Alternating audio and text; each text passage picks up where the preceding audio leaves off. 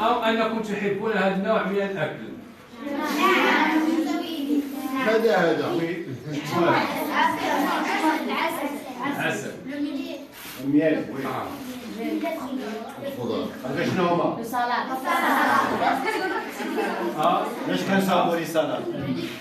لي légumes. Là, tu as des باش autres. كنصاوبوا الفواكه. Tu as des autres. De quoi on prépare? Avec quoi on prépare les fواكه? Les fruits. Les fruits. إذا هنا في تاخذوا أغلب الوقت الفراغ ديالكم، واش مشاهدة التلفازة أو اللعب مثلا البيسي أو ممارسة الرياضة. إذا مزيان في تنقضيو الوقت ديالنا.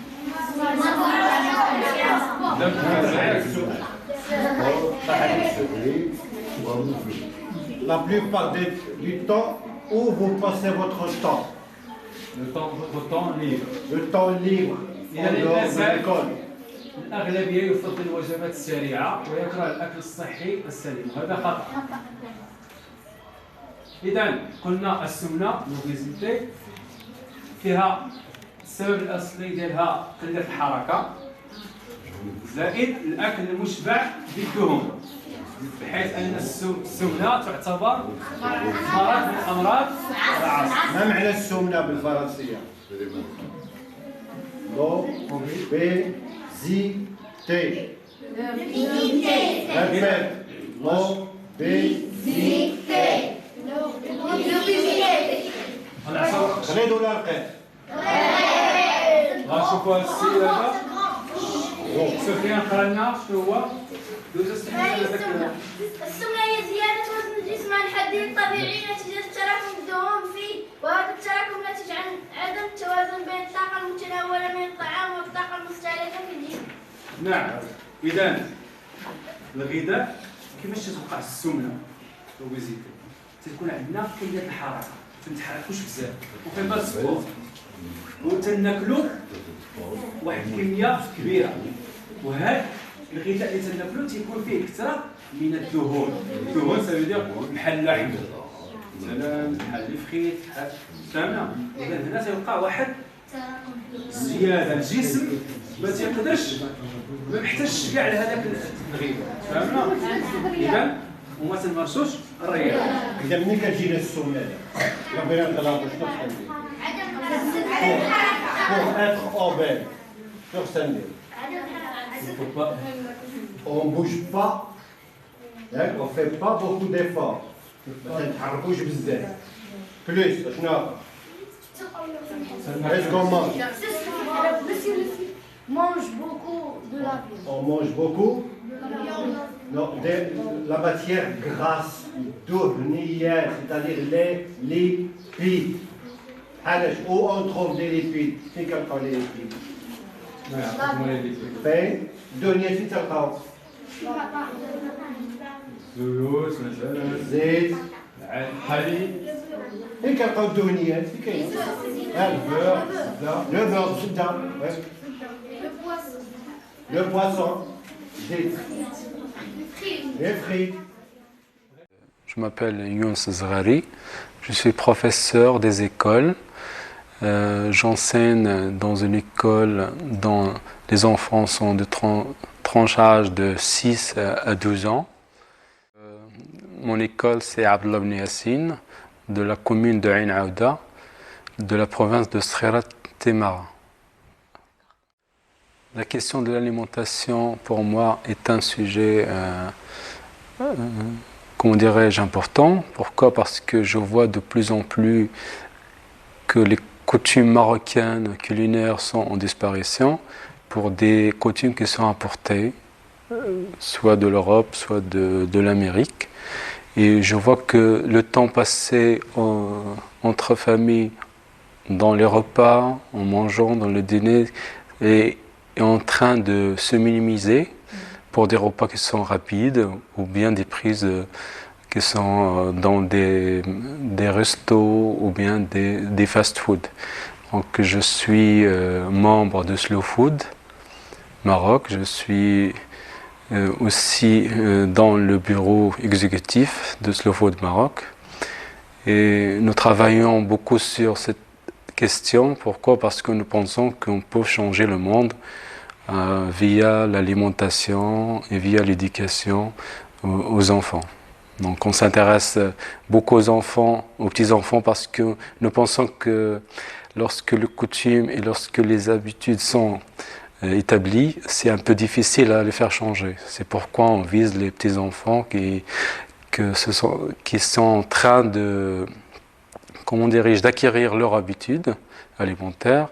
Et tout ce travail, on le fait via des ateliers, via des discussions et via des animations qu'on fait dans les écoles.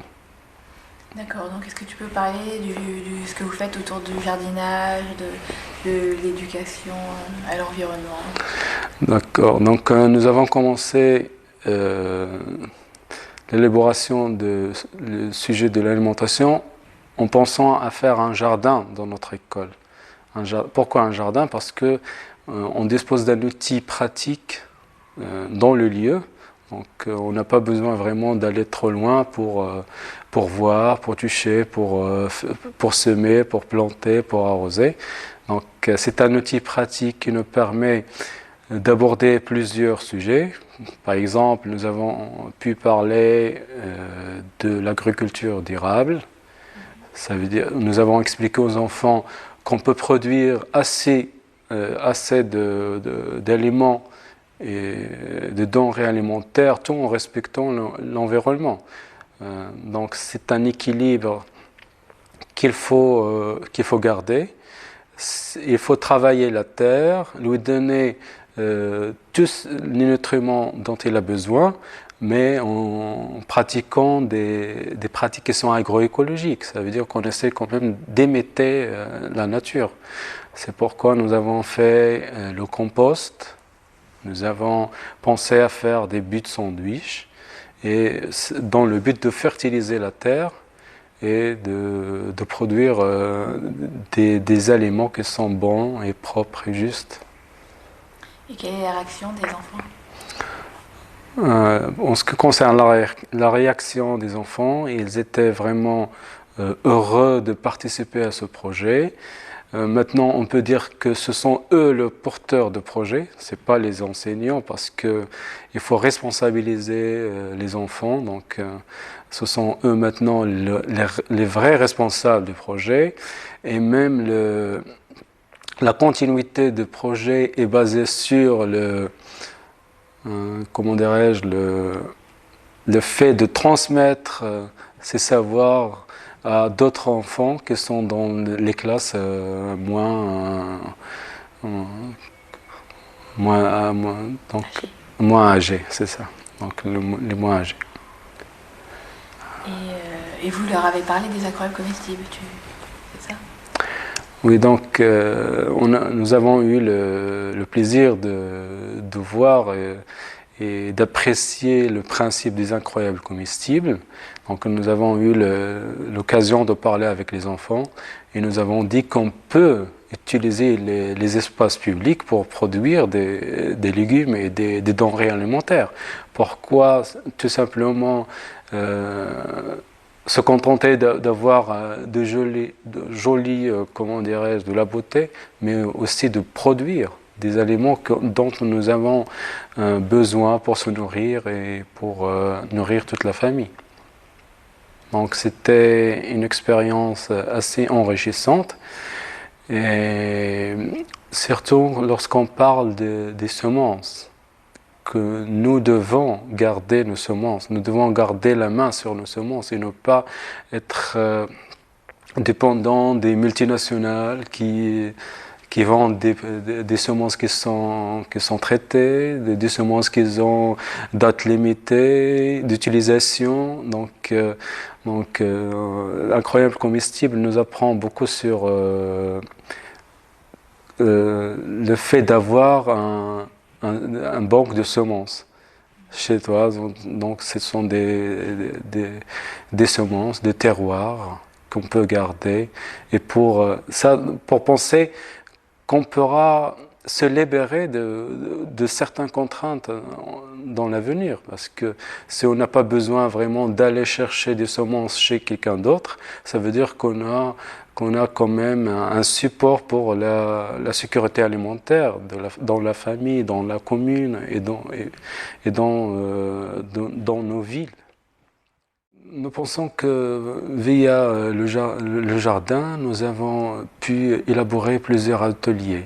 Donc, nous avons commencé par faire rêver les enfants d'un monde meilleur, où la santé est mise en valeur, donc dont l'alimentation est propre. Et on n'utilise même pas de pesticides, des intrants, qui nuit non seulement à la terre, mais qui nuit aussi à la santé des enfants. Donc, nous avons aussi des ateliers concernant l'éducation sensorielle. Donc, nous avons appris aux enfants à prendre du plaisir à voir, à toucher, à goûter leur aliment, mais aussi nous avons fait un atelier, c'est un fruit à la récréation, donc où les enfants ont amené des fruits pour la récréation au lieu des aliments qui sont Acheter. Oui, des aliments qui sont achetés et qui sont préparés avec l'agroalimentaire, comme le chocolat, comme les barres chocolatées. Donc notre prophète nous a dit que nous sommes des gens que nous devons manger que si nous avons faim et que nous ne devons pas manger ce qu'à avoir l'estomac plein. Et c'est faisable, donc on doit garder un tiers pour l'alimentation, un tiers pour l'eau et un tiers pour l'air. Dans un autre dicton, il nous dit que l'estomac, c'est l'origine de toute maladie du corps humain. Donc il faut veiller à ce que nous mangeons soit sain et bénéfique pour la santé. Je peux le dire en arabe? Oui. Ça veut dire que l'estomac, c'est l'origine de toute maladie qui touche l'organisme humain. Si on fait des exposés sur un thème, par exemple, aujourd'hui, nous avons pu suivre un exposé qui s'intitule l'alimentation saine. Donc nous avons pu parler de l'aliment comme un sujet important pour la santé des enfants. Donc qu'est-ce qu'ils doivent manger? On a pu parler de la pyramide alimentaire, expliquer aux enfants qu'il ne suffit pas d'avoir une bonne alimentation, mais aussi de faire des activités physiques, du sport, donc, et de faire attention à ce qu'on mange parce que les denrées, ça s'accumule quand même, donc on a besoin de manger divers aliments et non pas un seul type d'aliments.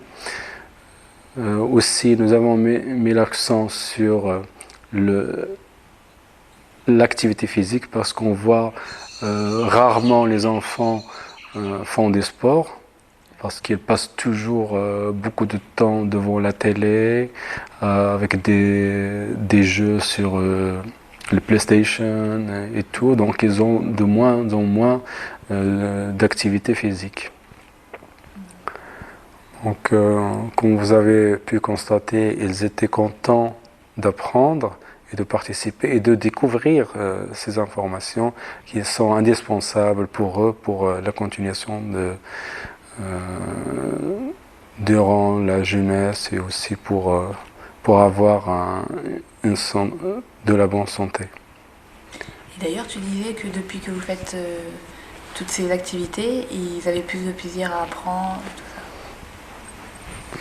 Oui, je pense que les activités de jardinage et tous ces ateliers autour de l'alimentation ont donné envie aux enfants, les a motivés pour venir en classe. Donc ça a créé un enthousiasme, une satisfaction personnelle, un sentiment de satisfaction personnelle chez les enfants. Donc on voit maintenant qu'ils sont ravis, ils sont heureux de sortir, de faire d'arroser, d'entretenir les plantes, de veiller à ce que les plantes aient vraiment les soins dont ils ont besoin. Donc même on l'utilise comme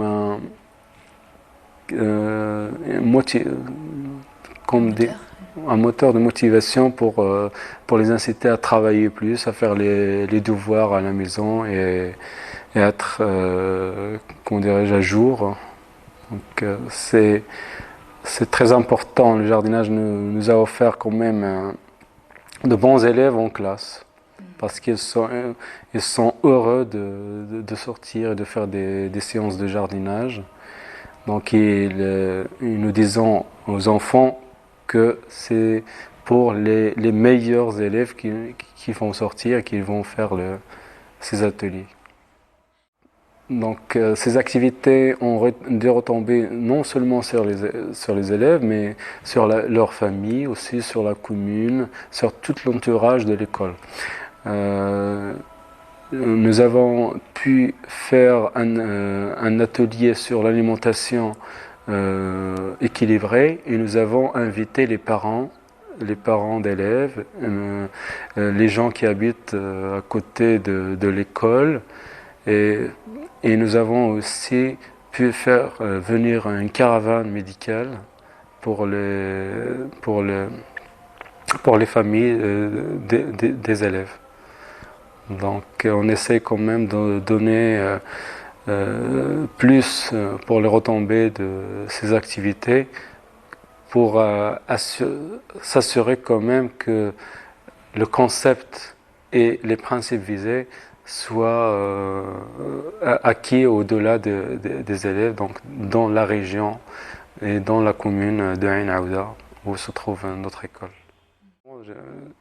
Dire que je m'inspire vraiment de cette histoire des colibris qui a fait tout pour aider, pour faire sa part de responsabilité.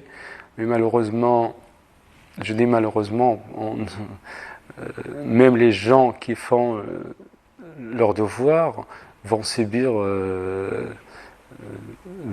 les conséquences de ceux qui ne font rien du tout. Donc c'est pour ça que je dis que lorsque nous vivons dans la même société, je crois que tout le monde devrait faire sa part de responsabilité. Parce que cela, s'il ne le fait pas, c'est la société qui va perdre. C'est pas lui tout seul. Donc il faut travailler là-dessus, il faut faire comprendre aux gens que sa part de responsabilité n'est pas facultative, il n'est pas seulement basé sur son choix, mais c'est un choix d'ensemble. Donc nous devons travailler ensemble pour un avenir meilleur.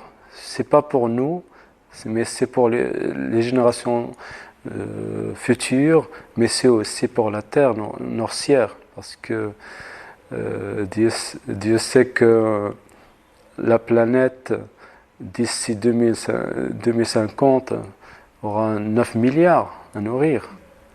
Donc c'est à nous de penser et de réfléchir comment peut-on le faire sans conséquences pour notre terre et pour la santé des générations futures. Et est-ce que les enfants le comprennent bien ? Oui, je crois que les enfants le comprennent bien et suivent aussi, parce que on voit lors des discussions qui sont à la récréation, on voit lors des discussions qui sont dans les classes, qu'ils adhèrent vraiment au principe et qu'ils pensent aussi qu'ils peuvent faire quelque chose. Avec ces petits gestes, je l'appelle des petits gestes, mais vraiment, ce sont des gestes qui vont sauver le monde, qui ont des retombées bénéfiques pour notre terre, pour les générations qui vont venir. Je suis optimiste.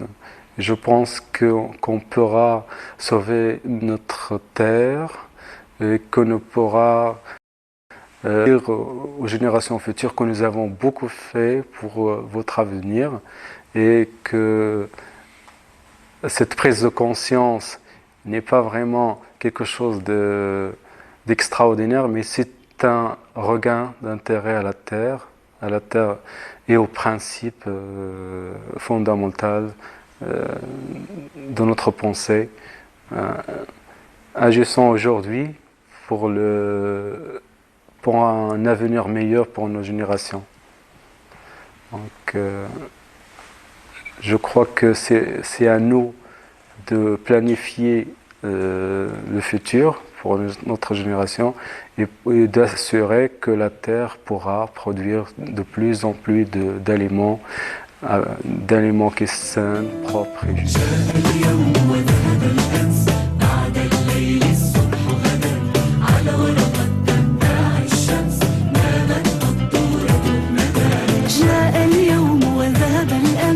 بعد الليل الصبح غدا على ورقة تتبع الشمس نامت قطورة الندى وانتصفت شمس النهار صار الجو جد حار سخن القطر على الأزهار الماء تحول